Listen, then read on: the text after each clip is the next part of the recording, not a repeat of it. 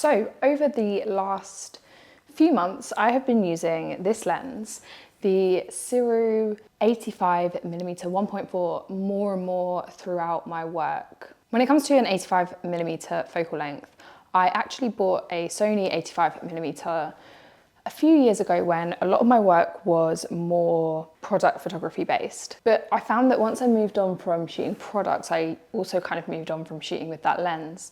And so when SIRUI reached out to me to try the 85mm 1.4 that they've released, I was a little bit hesitant as to whether or not I'd actually really enjoy shooting with it. Because of that experience that I'd had in the past with this specific focal length, I challenged myself to take it to more shoots and actually try it on a breadth of different projects, from portrait photography to event photography. So let's take a look at some of the projects that I shot recently with the SIRUI 85mm 1.4, and we're going to talk a bit about what I think of the lens, what I think of the focal length, what I think of the actual lens from SIRUI in particular. We're going to break it down into 4 categories. We're going to be looking at interior photography, which is something that I've just recently been doing a lot of. So like venue interiors. We're going to be looking at portraits. We're going to be looking at event photography, and we're going to be also looking at live music photography. So first up, let's take a look at this shoot that I did recently for a new bar that's opened in Manchester, and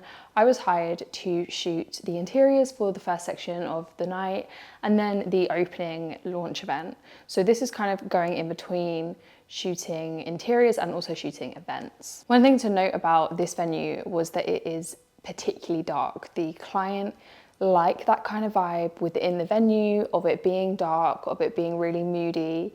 And so there wasn't a lot of light to work with throughout the entire night. Having a fast lens was really important in this scenario. The only other lens that I have currently that opens up to 1.4 is my Sigma 35, which is a 1.4. But sometimes for events, you don't want to use such wide angles when you're trying to capture like individual moments for a number of reasons. One, sometimes it doesn't look as busy if you use wide angle lenses. 2, it can be hard to kind of capture people without them noticing you capturing them when you're shooting with a wide angle, because you have to move a lot closer to your subject. And so having an 85 was really useful in this instance. Ordinarily, I would use something like a 70-200, but the 70-200 that I have is a 2.8. And so being able to use a lens that was a good focal length for this sort of photography, but also fast enough, was really important. I also found that it was super sharp. Even in low light, it was really good in terms of focusing. I didn't have any problems with focusing when I was shooting with people and the eye focus tracking, but also when I was shooting just the interiors and I was shooting all the little products and everything, it was really fast. For a lot of this shoot, I actually shot it with a 16mm to get those wides of the interior. But for the details, obviously using, again, what we were saying about focal length, using a focal length that is more cropped in does create a different kind of depth to an image, and you can definitely see that within these. You know, the brief was to focus on the little homely aspects of the venue that make it look the way it does and the kind of the charm of the venue. And I think that was a lot easier to do with a 85 than something wide. So next up, portraits. Of course, an 85mm has always been considered a great length for portrait photography. But personally, I'm actually a really big fan of shooting with wider angle lenses. Something like a 35 or a 40 is usually the kind of area that I find great for the type of portrait photography I do. In this shoot in particular with Gerard, it did come in handy in a studio situation though. I think, again, you have a lot of sharpness. We were shooting with constant light, so being able to, again, open up wide on the aperture was great. And of course, for things like the close-ups of the clothing, that was really great to use a 85 focal length, because if you're shooting that with a wide angle lens and you're coming really close to that item, there's a lot of distortion, it doesn't look as great. And again, with the lighting, very moody, very dark, and the autofocus was great. So I was very happy with using it in this shoot. And I do think that an 85 is, I mean, it is a flattering lens for portrait photography, so I do get why people like to use them. For me, I think I could see myself using it more in a studio environment where it's a bit of a slower pace than on location. I'm not sure if I like that kind of separation between the model and the environment on location. I kind of like to keep that minimal, but in the studio that isn't really such a thing to think about. So yeah, I think it came really handy with this shoot in particular.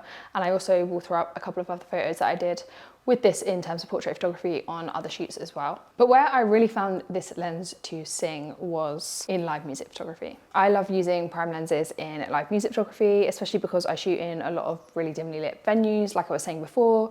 And obviously, again, I'm going to keep going on about it, but being able to shoot at 1.4 is a lifesaver in some of these venues that I'm shooting in. I also found the 85 to be a really good focal length for kind of getting a mixture of close-ups and also wide shots, because I could still get kind of shots from the back of the venue that captured the crowd, but also the artist, which of course makes for a good photo. Sometimes if you're shooting those wides, to pay attention to the crowd really wide on like a 16 or a 24 or a 35, that can be too wide to be able to see the artist.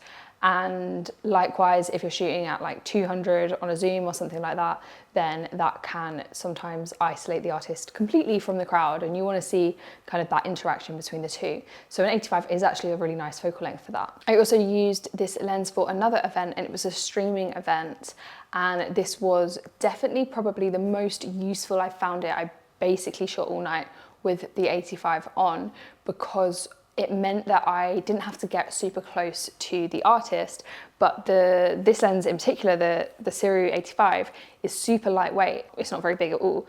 It isn't like having my 70-200 on it, which is a lot bigger, a lot heavier, and a lot harder to kind of like maneuver through the crowd and not be in the way. Having this on my camera actually was great. It's actually shorter than my 35, it's shorter than my 16, and it's also pretty light as well. So it kind of made the perfect combination for shooting that sort of thing, where I wanted to be in the crowd and, you know, not up in the face of the people on stage, but I also didn't want to kind of be really obnoxious and having loads of big equipment in the crowd with me. Looking at the actual lens itself, like I said, it is very lightweight. It opens up to 1.4. Those for me are probably the best features. It also does have a declickable aperture ring, which is something that I don't find that I use a lot. I'm not a massive fan of aperture rings on digital cameras, although this one doesn't kind of knock out of place as easily as some others. I recently reviewed the Viltrox 16mm, which has also a declickable aperture ring, and that is really easy to knock into like a different aperture, whereas on this lens, if you're in auto, it's not like as flimsy, it's a lot kind of sturdier. You have to actually pull it around for you to knock it out of place. When it comes to the declickable aperture ring, obviously you have your click slider here, which is on and off, and basically it doesn't click when you go round. I keep it on for like a more tactile approach, so I can feel kind of the stops. I really don't know actually, maybe for sound, I don't know why you wouldn't want that on. For me, I think if you've got an aperture ring, have it click so that you at least can feel and hear what you're doing. But I guess some people might not like that. But yeah, if you don't like that, you've got the option to turn it off. You can choose to autofocus and manual focus. Another criticism that I have of this lens, which I've been having a criticism on a lot of lenses for this same reason recently, is this little dot here. So I can't even find it now. So this dot here, obviously you guys know, this is what you line up with your camera body to be able to put the lens on, take the lens off. And there's no texture, I can't feel it. It's also red, so in the dark it's hard to see, and it's tiny. So that is for me a design flaw, because when I'm in situations where I need to change my lens really quickly, this makes it difficult to do so. It also comes in this really nice padded case, which has been really handy. I hook this onto my Moment bag, which is like a sling that goes over my body all the time. So yeah, it's really useful to have this little bag. You can hear in there is the lens hood and the lens cap, to be able to take it safely and also carry it on my body if I need to. I haven't had any complaints with sharpness. I think this is a super sharp lens. I've used it for a breadth of different client projects now, and I have been happy the whole time. I've not been worried about this at all in terms of sharpness. And like I said before, the autofocus is also great. So another kind of no complaints on that. But I guess the question is, will this new SIRUI 85 1.4 make my camera bag on a regular basis? And I think the answer is yes and no. I think it depends on the job.